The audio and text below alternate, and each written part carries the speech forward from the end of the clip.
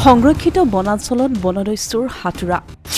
এফালৰ পৰা কাটি তহিলং কৰিছে মূল্যৱান গছ নিৰ্বিকাৰ বন বিভাগ প্ৰশাসন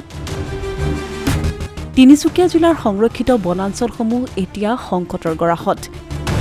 এয়া তিনিচুকীয়া জিলাৰ ডুমডুমা আৰু ডিগবৈ বন সংমণ্ডলৰ অধীনত থকা দুৱাৰমৰা সংৰক্ষিত বনাঞ্চল বনদস্যুৱে কাটি তহিলং কৰিছে মূল্যৱান হুলুং আৰু লালি গছ মূল্যৱান গছ কাটি চলাই গৈছে চোৰাং কাঠৰ ৰমৰমীয়া ব্যৱসায়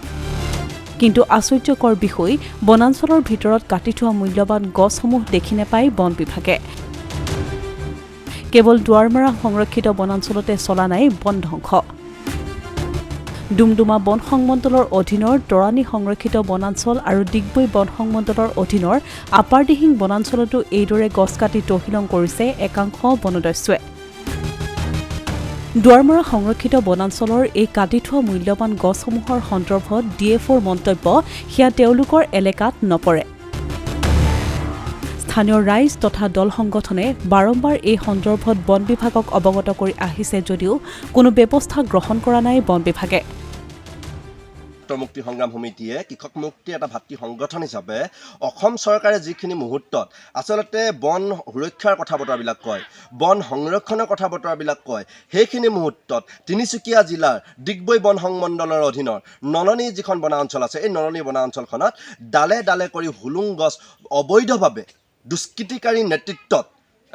যিটো বন ধ্বংসযজ্ঞ চলাই আছে এই বন ধ্বংসযজ্ঞ চলোৱা দৃষ্টিগোচৰ আমাৰ হৈছে আমি প্ৰশ্ন উত্থাপন কৰিছোঁ ডিগবৈ বন সংমণ্ডল বিষয়াগৰাকীৰ ওপৰত যে এইজন চাগে আপুনি আটাইতকৈ নিষ্কৰ্মা বন বিষয়া নেকি অসম চৰকাৰক চাৰ্টিফাই কৰি দিব লাগে যে এইজন আটাইতকৈ যিজন নিষ্কৰ্মা বন বিষয়া আমি কিয় ক'বলৈ বাধ্য হৈছোঁ যিখিনি মুহূৰ্তত অসম চৰকাৰে বন সুৰক্ষাৰ কথা বতৰাবিলাক কয় বন সুৰক্ষা বন সংৰক্ষণৰ কথা বতৰাবিলাক কয় সেইখিনি মুহূৰ্তত হুলুং গছক ডালে ডালে কৰি দুষ্কৃতিকাৰী নেতৃত্বত মেচিন লৈ যেতিয়া তাতে